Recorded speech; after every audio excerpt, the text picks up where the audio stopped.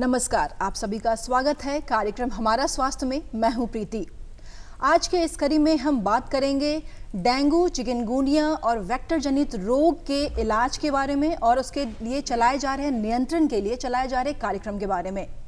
राज्य में जो अभी खास करके जो बरसात का मौसम है, इसमें बहुत ज़्यादा देखने को मिलता है डेंगू और वेक्टर जनित रोग।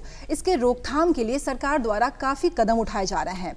आइए इसी विषय पर हम चर्चा करते हैं, जिसके लिए हमारे साथ आज स्टूडियो में दो बेहद खास मेहमान जुड़े हैं। डॉक्टर अशोक कुमार, अपर निदेशक सह राज्य कार्यक्रम पदाधिकारी हैं वेक्टर जनित रोग नियंत्रण कार्यक्रम में। आपका सर बहुत बहुत स्वागत है सर। साथ में है डॉक्टर कृष्णा पांडे, जो कि RMRI हॉस्पिटल में के निदेशक हैं। आपका भी बहुत बहुत स्वागत है। सबसे पहले सर मैं आपसे सवाल लेना चाहूँगी कि खास करके जो बरसात का मौसम है, इसमें डेंगू और मच्छरों, मलेरिया वगैरह बहुत ज़्यादा देखने को सुनने को मिलता है। क्या कारण है सर इसके? इस समय मच्छरों का जो प्रोपेगेशन होता है वो बहुत ज़्यादा होता है जी। इस समय मच्छर हैं और भी कीड़े मकोड़े हैं, वो सबसे ज़्यादा फैलते हैं क्योंकि बरसाती पानी उनके लिए उपयुक्त रहता है। रही बात डेंगू की, डेंगू जिसे हम लोग डेंगी भी बोलते हैं, तो डेंगी पिछले साल बिहार में कुछ केसेस आए थे। तो उस समय मच्छरों का जो प्रोपेगेशन होता है वो सबसे ज़्यादा होता है, इसी के चलते हो रहा है। तो डेंगी का जो मेन कारण होता है वो एक वायरस है, RNA वायरस है, जो कि एडिस नाम के मच्छर से फैलता है। अब एडिस और भी बीमारियां फैला सकती हैं, जैसे चिकनगुनिया है, जैसे येलो फीवर है, जैसे जीका वायरस है। तो ये 4 बीमारियां एडिस, मादा एडिस जो है मॉस्किटो, उससे फैलता है जी। तो सर इसके आम लक्षण जो हैं वो क्या होते हैं? शुरुआती लक्षण की बात करूं तो डेंगी में और चिकनगुनिया में दोनों का लक्षण लगभग एक ही टाइप का होता है, एक ही प्रकार का होता है। जैसे मच्छर ने मुझे काटा तो 7 से 10 दिन के अंदर में मुझे बुखार हो गया। बुखार बहुत तेज रहता है, बुखार जिसको ब्रेक बोन फीवर बोलते हैं, जिसमें लगता है जैसे हड्डी टूट गई। तो ये बुखार हो सकता है।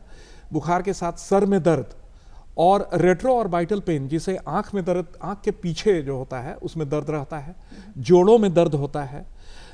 और अगर बीमारी प्रोग्रेस करता है तो उसमें प्लेटलेट घटने लगता है और प्लेटलेट घटने के चलते ब्लीडिंग टेंडेंसी हो सकता है। तो ब्लीडिंग टेंडेंसी के चलते दस्त भी काला हो सकता है, मुंह से ब्लीडिंग हो सकती है, कोई भी छिद्र से कहीं भी ब्लीडिंग हो सकती है। तो वो डेंगी हेमरेजिक फीवर बोलते हैं। डेंगी के 3 प्रकार होते हैं, dinghy fever, dinghy haemorrhagic fever और डेंगी शॉक सिंड्रोम। तो डेंगी हेमरेजिक फीवर में शरीर में चकत्ता हो सकता है, तो यह प्लेटलेट की कमी से होता है आमतौर पर। और डेंगी शॉक सिंड्रोम काफ़ी खतरनाक है, इसमें निश्चित रूप से मरीज को अस्पताल में भर्ती करने की आवश्यकता होती है। तो सर ये जो इलाज है वो घर से भी कर सकते हैं या फिर अस्पताल जाने की ही? अब डेंगी फीवर अगर स्टार्ट हुआ, शुरू हुआ, जैसे ब्रेकबोन फीवर जिसे बोल रहे हैं, बुखार बहुत तेज रहा, उल्टी हो सकती है, ये सब अगर और एक इलाके में डेंगू फैल सकता है, तो वैसे सिचुएशन में हम लोग पेशेंट को उसका जांच कराते हैं। जांच में एक NS1 एलाइजा होता है, वो कराते हैं, नॉन स्ट्रक्चरल प्रोटीन जिसे बोलते हैं, और उसके बाद IgM कराते हैं। पहले 5 दिन में, जो बुखार अगर आज शुरू हुआ तो 5 दिन के अंदर में हम लोग NS1 एलाइजा कराते हैं। उसके बाद 5 से 14 दिन के बीच में हम लोग IgM कराते हैं, वो भी एलाइजा से होता है। सरकारी संस्थानों में उपलब्ध है, हमारे संस्थान में भी होता है ये। तो इससे डायग्नोसिस बनता है और उसके बाद हम लोग CBC कराते हैं। CBC और LFT, सीरम बिलिरुबिन, SGPT, ये जांच कराते हैं। उसमें प्लेटलेट की अगर कमी हुई तो यूजुअली 10,000 के नीचे अगर जाता है तब भी ब्लीडिंग टेंडेंसी होती है, और ऐसे सिचुएशन में हम लोग मरीज को भर्ती कराते हैं अस्पताल में, और तब वहाँ पर हो सकता है प्लेटलेट की आवश्यकता हो। लेकिन अगर प्लेटलेट ठीक है, बुखार धीरे धीरे उतर रहा है, तो घर में भी इसका डोमिसिलियरी इलाज किया जा सकता है। उसमें हम लोग सिर्फ और सिर्फ पैरासीटामोल बोलते हैं कि मरीज को दिया जाए। पैरासीटामोल के अलावा एस्पिरिन नहीं देना है, आइबुप्रोफेन नहीं देना है क्योंकि इससे प्लेटलेट घटता है और ब्लीडिंग टेंडेंसी हो सकती है।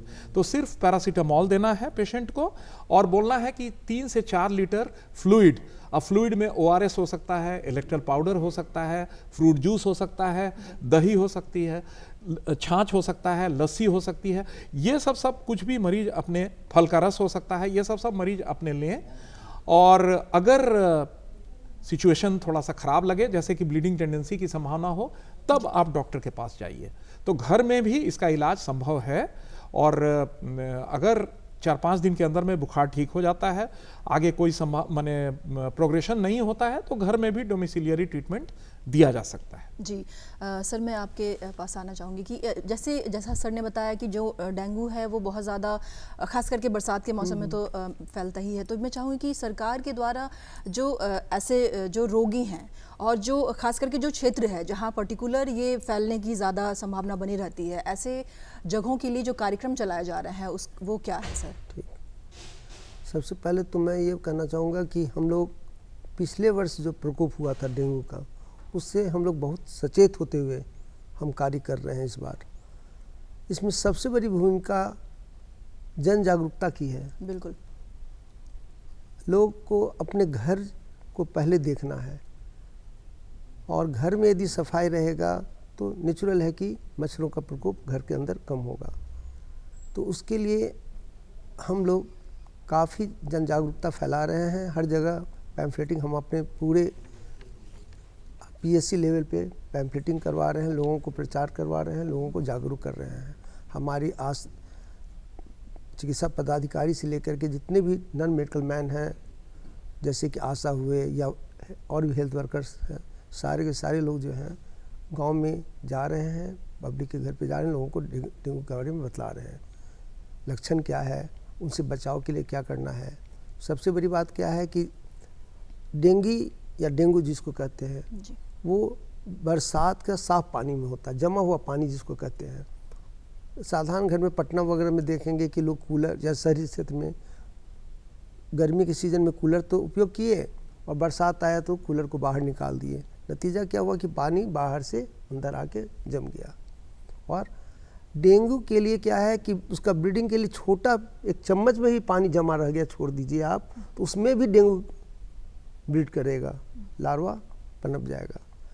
तो हम लोगों को बतला रहे हैं कि भाई कहीं भी पानी जमा हो घर के अंदर में, चाहे वो बाहर में आपका देखेंगे गमला है, लोग क्या करते हैं गमला बाहर निकाल दिए, बारिश का पानी आ रहा है, जमा हो रहा है, 3 दिन तक बारिश हुई, 4 दिन के बाद में लोग छोड़ दिए गमला में पानी, सोच रहे हैं भले पट रहा है, अच्छा बात है। तो हम लोगों से अपील करेंगे कि घर के अंदर में चाहे गमला में पानी हो या कूलर में पानी हो या कहीं भी पानी जमा हो, उसको आप हर हाल में फेंक दो। उससे क्या होगा, सोर्स रिडक्शन होगा। डेंगू की जो लार्वा है या कोई भी मच्छर का लार्वा क्या है कि पानी हटा दीजिए तो सूखा में वो ऑलरेडी मर जाएगा। जब वो चेन ब्रेक हो गया तो नेचुरल है कि सोर्स रिडक्शन मेरा हो गया और हम नेक्स्ट जनरेशन्स को पनपने से रोक सकेंगे।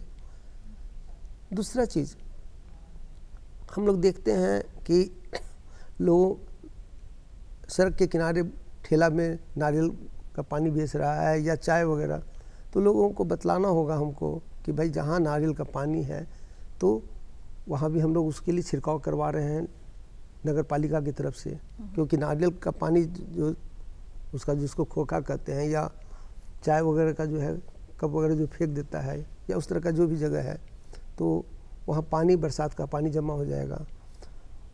इसके अलावा जो है पुल नगर निगम का जो बन रहा है पुल वगैरह पटना में या और भी जगह, तो उसका स्लैब में भी जगह जगह जो है स्लैब में छोटा छोटा गड्ढा होता है, उस गड्ढे में भी पानी जमा हो जाता है।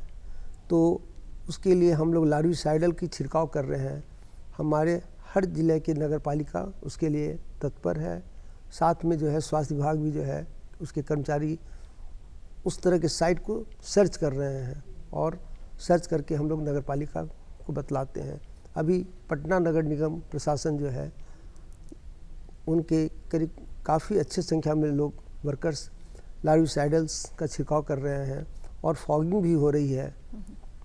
फॉगिंग में टेक्निकल मालाथियन का फॉगिंग होता है और उस फॉगिंग से जो मच्छर होते हैं वो उनकी मृत्यु हो जाती है, वो कम जाते हैं।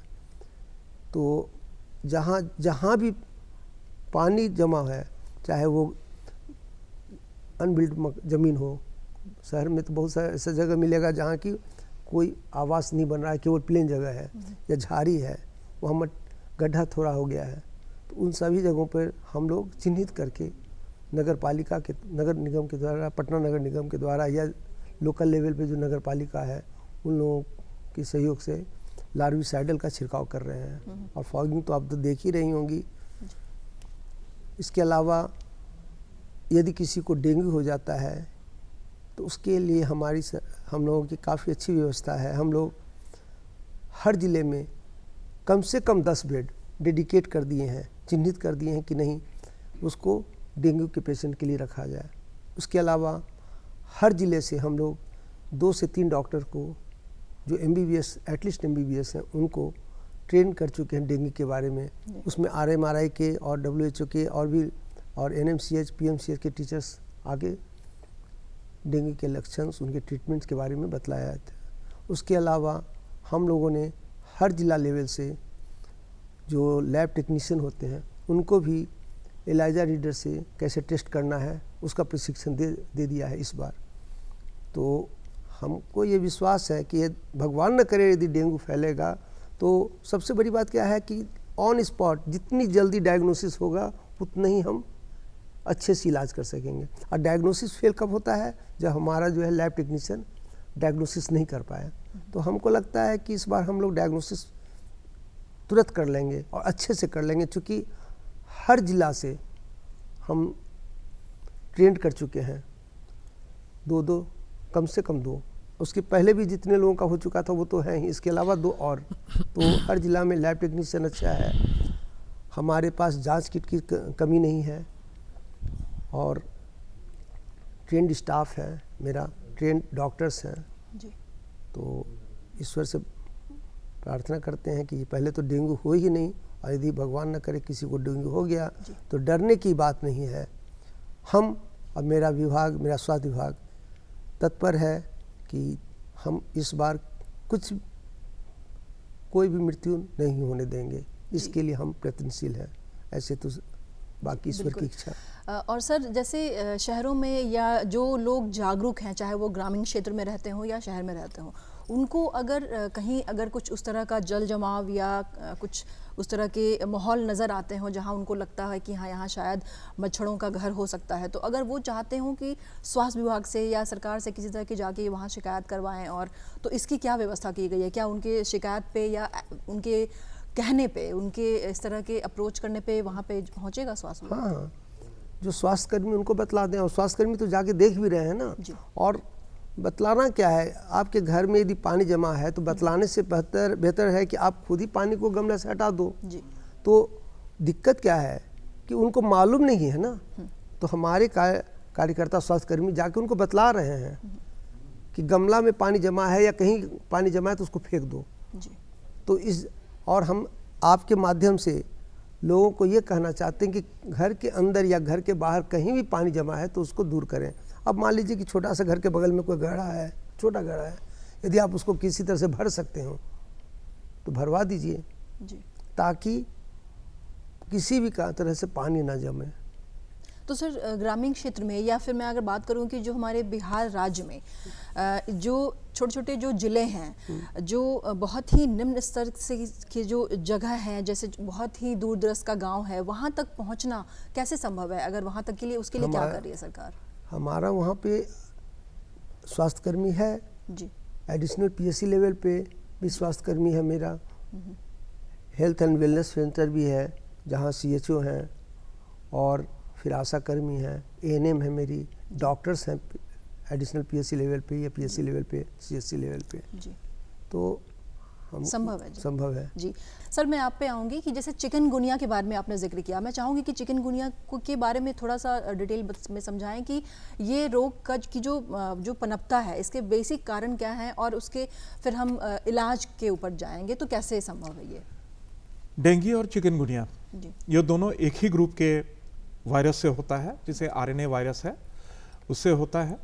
और दोनों के लक्षण भी लगभग सिमिलर हैं। लेकिन डेंगू में जैसे क्रॉनिक आर्थराइटिस नहीं होता है, माने जोड़ों में दर्द जो होता है वो सिर्फ बुखार के पीरियड तक ही रहता है, जैसे 1 सप्ताह तक रहा। लेकिन चिकनगुनिया का जो होता है उसमें क्रॉनिक आर्थराइटिस डेवलप कर जाता है। क्रॉनिक आर्थराइटिस का मतलब कि जोड़ों में दर्द जो है वो काफ़ी लंबे समय तक रहता है, और बाकी लक्षण भी सिमिलर हैं, उसका कारण भी सिमिलर है, और जो पनपने का जो एक मरीज से दूसरे मरीज में जो फैलता है वो भी एडिस एजिप्टाई ही है, एडिस मॉस्किटो ही है, उसका जो मादा एडिस एजिप्टाई है उसी से फैलता है। तो अंतर सिर्फ क्रॉनिक आर्थराइटिस में है। और एक और चीज़ कि चिकनगुनिया के जो लक्षण रहते हैं वो डेंगी टाइप के उतना सीरियस नहीं रहते हैं, जैसे उसमें प्लेटलेट में बहुत ज़्यादा कम नहीं होता है यूजुअली।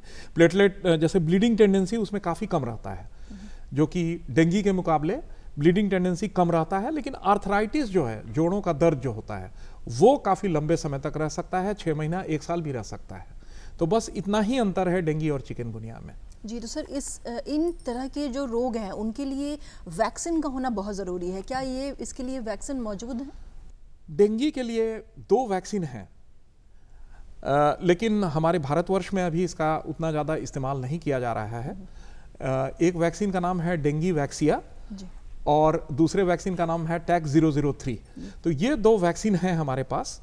टैग 003 अभी फेज 2-3 ट्रायल्स में चल रहा है और इसमें 73% लगभग इसका असर होता है। और डेंगी वैक्सिया जो था वो यूएस में भी चलता है। डेंगी वैक्सिया का जो प्रभाव है वो 56% लोगों में होता है। अभी हमारे भारतवर्ष में 20 सेंटर पर, जिसमें हमारा सेंटर भी है, RMRI है, डेंगी ऑल वैक्सीन जो कि ICMR और सोनोफी एवेंटिस नाम की कंपनी है, ये दोनों कंपनी मिलके, ICMR हमारा और उसके बाद जो सोनोफी एवेंटिस है, ये दोनों मिलके एक वैक्सीन बना है और डेंगी ऑल वैक्सीन नाम है इसका। ये हम लोग इसका ट्रायल जो है अपने सेंटर पर भी स्टार्ट करेंगे। हो सकता है अक्टूबर से हम लोग स्टार्ट कर पाएँ। और 20 अलग अलग सेंटर्स हैं, जैसे एम्स हैं, आदि सेंटर्स पर भी स्टार्ट होगा। तो डेंगी वैक्सीन ये भी फेज 2-3 ट्रायल में है और फेज 1 में इसका एफिकेसी काफ़ी अच्छा था। तो अभी तक यही 3 वैक्सीन है मार्केट में जो कि डेंगी के लिए हैं। चिकनगुनिया के लिए वैसे कोई वैक्सीन अभी हमारे पास नहीं है। जी सर, मैं बात करूंगी वेक्टर जनित रोग हैं उनके रोकथाम के लिए सरकार के लिए, क्योंकि बेहद ज़रूरी है। वेक्टर जनित रोग जो है, रोगाणु बहुत ज़्यादा फैलते भी हैं और देखने को भी मिलता है, तो इसके लिए क्या कदम उठाए जा रहे हैं? तो बतलाए आपको कि नगर पालिका की ओर से जो है, नगर निगम की ओर से छिड़काव हो रहा है जी। उसके अलावा हम लोगों ने स्कूल में भी जो है बच्चों के लिए जिला शिक्षा अधिकारी से संपर्क किया है और हर स्कूल के बच्चों को हम लोग कहने जा रहे हैं, ट्रेनिंग देने जा रहे हैं कि भाई, और आपके माध्यम से ये संदेश देने की कोशिश कर रहे हैं कि बच्चों को स्कूल भेजने के पूर्व जो है पहले फुल पैंट और पूरे बाँह का कपड़ा जरूर पहना के भेजें। दूसरी बात कि डेंगू के साथ एक सबसे बड़ी बात क्या है कि ये सुबह और शाम के वक्त में ही ज़्यादा काटता है और वो शरीर के निचले हिस्से में, जो जैसे कि पैर हुआ या हाथ जो लटका हुआ है उस जगह पे ज़्यादा काटता है। तो यदि आपका पैर फुल पैंट यदि पहने हुए हैं, मोजा पहने हुए हैं, तो ज़्यादा संभावना है कि मच्छर से आप बच सकते हैं। तो बच्चों को आप फुल स्लीव्स का कमीज या शर्ट या कुर्ती, लड़कियों को आप पैजामा पहनाने की।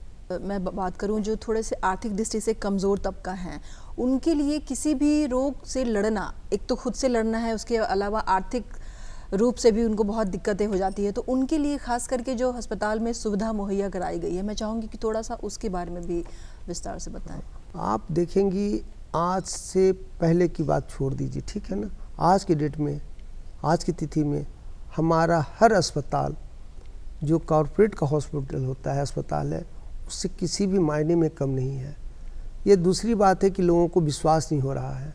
हम आपके चैनल के माध्यम से लोगों को कहते हैं कि आप आके देखो कि कितनी हद तक हम लोगों के यहाँ सफाई है,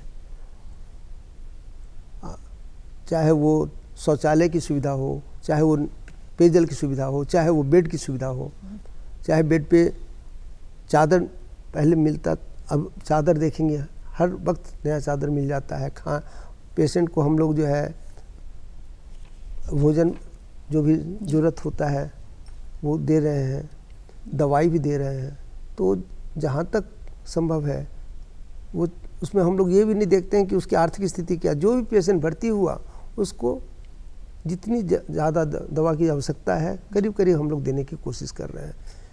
इलाज भी मुफ्त है, जांच भी मुफ्त है, तो गरीबी की तो बात ही नहीं है। उसके अलावा यदि मान लीजिए कि कुछ दवा बाहर से परचेज करना पड़ता है तो उसके लिए जो है आयुष्मान भारत कार्ड है जी, ठीक है ना। उसके अलावा यदि कुछ और लोगों को ज़रूरत पड़ती है बहुत सा, तो मुख्यमंत्री राहत से भी बहुत सा, जैसे कि कैंसर वगैरह के केस में या और भी केस में मिल जाता है। जितना भी राष्ट्रीय कार्यक्रम है, जैसे आई का जो कैटरेक्ट है, मोतियाबिंद है, उसमें भी फ्री ऑफ कॉस्ट जो है बहुत सा सेंटर है जहाँ फ्री में हमारे यहाँ आईएल जो फेको मशीन के द्वारा लग रहा है। जैसे पटना में राजेंद्र नगर अस्पताल है, या और भी जगह जिला में। मेडिकल कॉलेज की तो बात छोड़ दीजिए, जिला में भी जो है ये सुविधा है ऑपरेशन की। तो हर तरह से चाहे वो कोई बीमारी हो, हम लोग कोशिश में हैं कि जन साधारण लोगों को अधिक से अधिक स्वास्थ्य सुविधा मुहैया कराएं। सर, जब हम किसी चीज़ की शुरुआत करते हैं, किसी अभियान की या किसी योजना की, तो कुछ लक्ष्य होता है कि हम इस साल तक या इस इतने दिनों के अंदर तक हम इस चीज़ों से मुक्ति पालेंगे। मैं बात करूं अगर टीबी की या किसी भी अन्य रोग की, तो खास करके डेंगू, मलेरिया, चिकनगुनिया जैसे जो रोग हैं, जो वेक्टर जनित रोग हैं, इसके लिए क्या लक्ष्य रखा गया है? देखिए, आपको बतलाएं, वेक्टर जनित रोग में हमारा अभी कालाजार एलिमिनेशन राउंड में चला गया है। मतलब कि अब कालाजार का जो परसेंटेज बहुत कम गया है, पहले 1 से भी कम, माने 0.5 हो गया है 10,000 की पॉपुलेशन पर 0.5। और हम लोग इसको बरकरार रखेंगे अगले 3 साल तक। तो ये लक्ष्य से पहले हम लोग कालाजार को एलिमिनेट कर दे रहे हैं। मलेरिया की भी यही स्थिति बिहार में है। हमारा केवल 7 जिला जो है वहाँ थोड़ा मलेरिया का परसेंटेज ज़्यादा है। उसके पहले हमको 2022 के पहले जो है वो मलेरिया का पूरा बाकी 32 जिला में 7 ही जिला जो है वही केवल ग्रेड 1 से कम है, ग्रेड 1 से कम है। और ये 7 जिला जो है वो गया से सटा हुआ जो झारखंड का एरिया है उसमें है। और हम लोग वहाँ अभी तत्पर हैं। जो डीडीटी की छिड़काव होनी है वो होगी इस बार। अभी इंडो नेपाल बॉर्डर पे जो है बायलैटरल मीटिंग हुई, उसमें भी हम सम्मिलित हुए थे।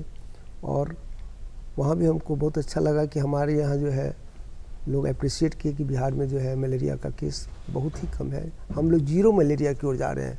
जो भी वेक्टर जनित रोग हैं उनको उनके समापन के लिए हम लोगों को, क्योंकि अब दर्शकों को हम लोगों को विदा लेना है, समय हो चला है, तो क्या बताना चाहेंगे आप अपनी तरफ से, कि सुझाव क्या देना चाहेंगे जो वेक्टर जनित जो रोग हैं उनसे बचाव के लिए? खास करके बचने का उपाय यही है कि घर के आसपास पानी नहीं जमा होने दें। साफ पानी में जैसे एडिस फैलता है और अगर वैक्सीनेशन आता है तो वैक्सीनेशन लेना है सबों को। घर के अगल बगल अगर पानी जमा है तो पानी को फेंक देना है। फुल स्लीव शर्ट पहनना है, फुल पैंट पहनना है जिससे कि मच्छर नहीं काटे। और जो फॉगिंग और टेक्निकल मैलाथियन से जो फॉगिंग हो रहा है और टेमीफॉस का जो दिया जा रहा है एंटी लार्विसाइडल मेजर जो है, इसको लोगों को इसके बारे में जानकारी है और इसमें सहभागिता है, तभी डेंगू और चिकनगुनिया को हम लोग रोक पाएंगे। बिल्कुल। हम लोगों से अपील करना चाहते हैं कि अपने परिवार के लिए, अपने समाज के लिए सप्ताह में 10 मिनट निकालें अगले 10 सप्ताह के लिए। मतलब कहना ये है 10 सप्ताह कम से कम हर रोज़, हर सप्ताह 10 बजे बना लीजिए समय कि 10 बजे हमको सफाई करना है, और सिर्फ 10 मिनट के लिए। तो 10 मिनट यदि आप निकाल देते हैं तो कोई बहुत बड़ा समय नहीं होगा, और आप घर की सफाई करेंगे तो घर की सफाई से आप डेंगू, मलेरिया और भी जितना मच्छर जनित रोग है उनसे दूर रहेंगे। जी, धन्यवाद। सर, आपने अपना कीमती वक्त हमारे दर्शकों के लिए निकाला और को कैसे हम लोगों को बचाव करना है मलेरिया और डेंगू से, इसके बारे में जो दर्शकों को बताया है, इसके लिए सर बहुत बहुत धन्यवाद। धन्यवाद आपका। जी, धन्यवाद। तो उम्मीद है आज का हमारा ये अंक आपको पसंद आया होगा। मलेरिया और डेंगू से कैसे बचाव करना है, वेक्टर जनित रोगों को कैसे नियंत्रण करना है, इसके बारे में विशेष जानकारी आज के अंक में हमने आप तक पहुंचाई है। अगले अंक में एक नई जानकारी के साथ फिर से उपस्थित रहेंगे। तब तक अपना और अपनों का ख्याल रखिए। इसी के साथ नमस्कार।